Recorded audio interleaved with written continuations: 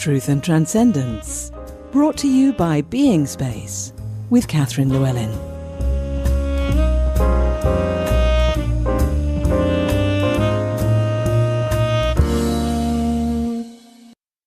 Truth and Transcendence, episode 185. Awakening. I'm really interested in this word awakening. I've noticed that people use this word in many, many different ways, and I've explored it and considered it and reflected on it. And it seems to me that awakening is a natural part of being human. You know, we're asleep, we're half awake, we're awake, and then when we're awake, we can become more awake and more awake and more awake and more awake. And then we're drifting off, we're going back to sleep. We can be asleep when we're awake, and we can be very lucid and awake when we're asleep. Those of us who know how to do lucid dreaming. So we naturally are actually designed to go through different types of awakening and asleepness. It's part of our nature. It's part of what we're actually designed to do. And people talk about different, how much sleep do we need?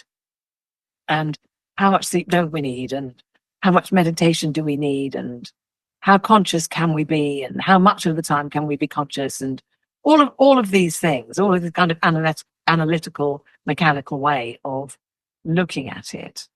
And I think that it's much more subtle than that. I think it's much more nuanced than that. And I also think that, I've said this is a natural process for us to go through different states of being. It seems to me that the two things, apart from the natural process of waking up when you've been asleep, if you're not waking up when you've been asleep, you're tired and you need more sleep, or your nutrition is out, or you're depressed, or whatever. But in general, we wake up in the morning and we get on with our day. What most people mean when they talk about awakening is a particular state of consciousness. And what's implied by it is a better state of consciousness than the one of not being awakened. So immediately there, we go into one of the two things which I think get in the way of the consciousness shifting meaning of the word awakening. Because the two things that get in the way of that kind of awakening are fear and ego. Fear gets in the way by encouraging us to avoid connecting with our experience, to avoid finding out more about what's going on, to avoid elevating our perception. Fear causes us to restrict, withdraw, hide within ourselves, and by definition then reduce our capacity for awakening. One example of this that I've experienced, and I'm sure other people have experienced, is when we enter into a guided meditation. The first time I was a participant in a guided meditation, I was actually sitting upright in a chair. I wasn't even lying down. I wasn't even sitting on the floor. I was sitting upright in a chair. The last place that a person would expect to fall asleep. But the first few times I listened to these guided meditations, I just fell asleep immediately. Now, I now know, I didn't know then, I now know that this was a result of fear in me. The fear of what would happen if I stayed conscious during this guided meditation and followed where it was going to lead me. And the fear was partly a kind of a nameless dread, this is different, this is weird, this is new.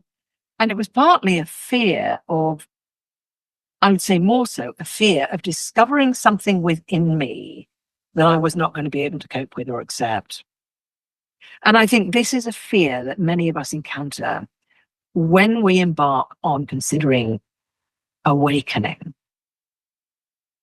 Because many of us have actually been brought up and told and taught and conditioned to fear ourselves, to fear that we have something within us that is reprehensible, negative, and bad. I just said negative twice. That's how bad the conditioning is. So many of us have been brought up to believe that we have to kind of watch ourselves, that we can't dig too deep. If we dig too deep, it's going to be dangerous. we're going to have a meltdown, we're going to break, something awful is going to happen. Now, this is not helped by the fact that certainly in the culture I grew up in, a lot of things go unsaid. People not saying what they really think, what they really feel. And so we know for a fact there are things going on that are hidden. We know it because we can feel the inauthenticity.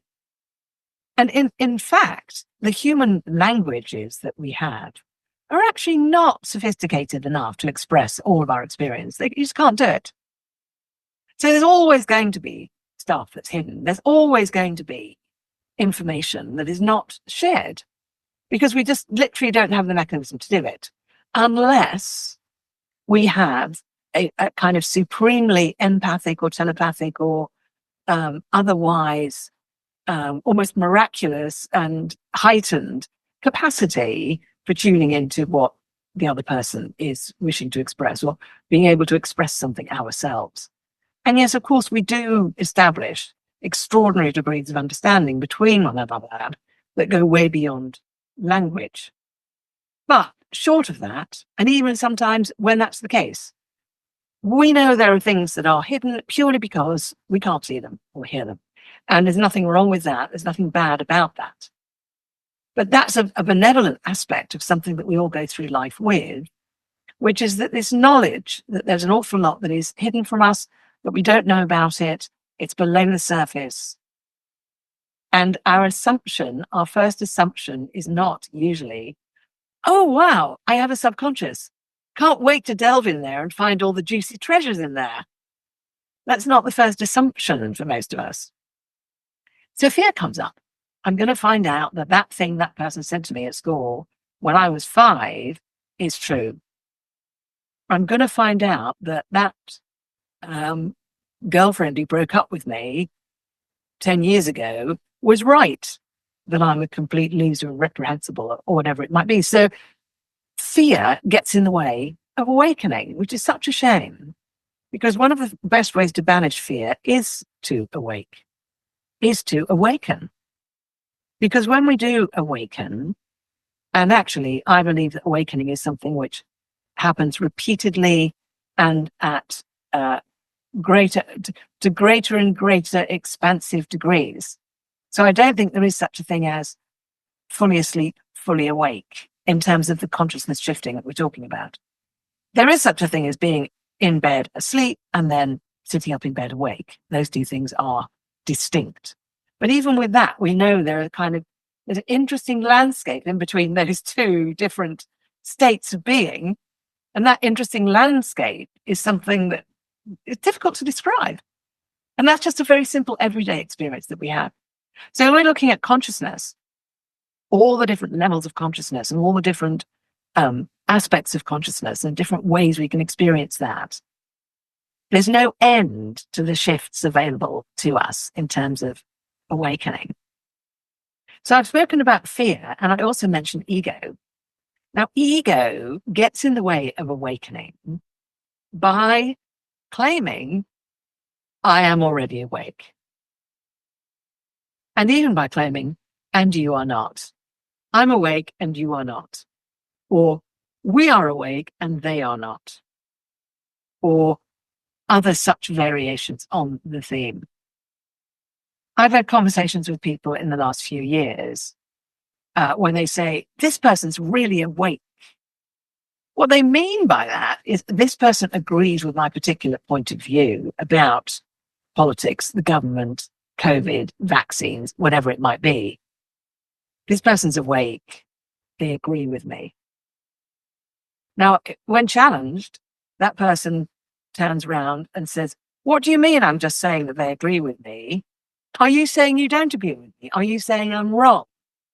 So their entire currency is on the perspective and the point of view that they've decided is right, and that is therefore a more awake perspective than the other.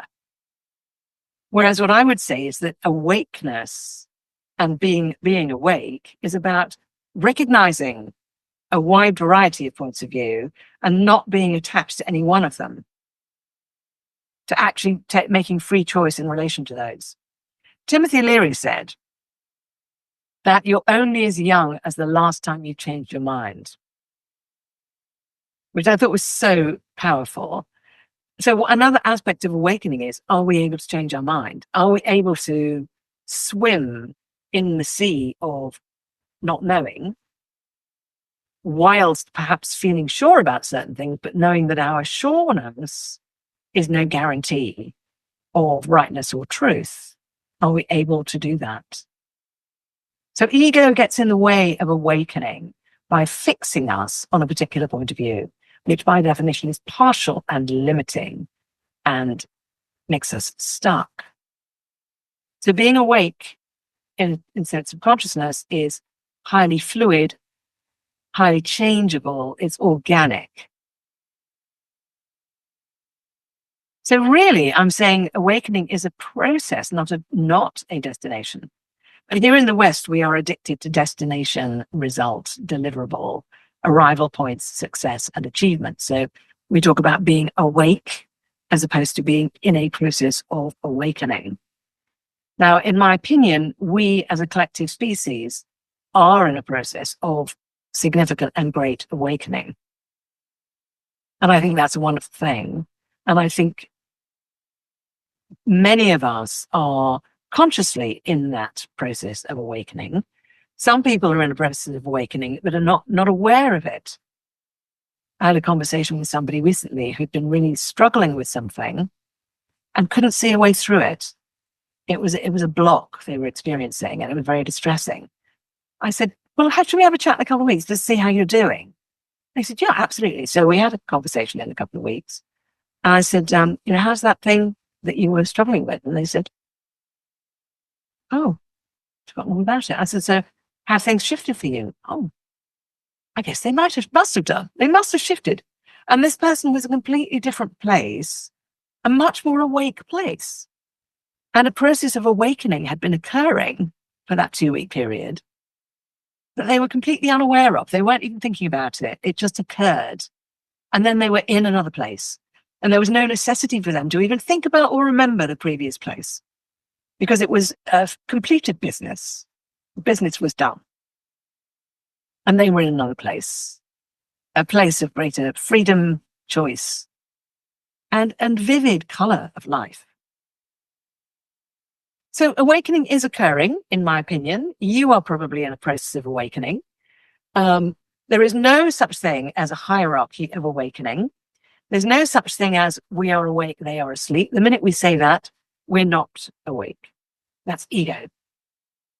So something that is very valuable to consider is the process, not just the process of awakening, but as part of that, the process of awakening to our asleepness.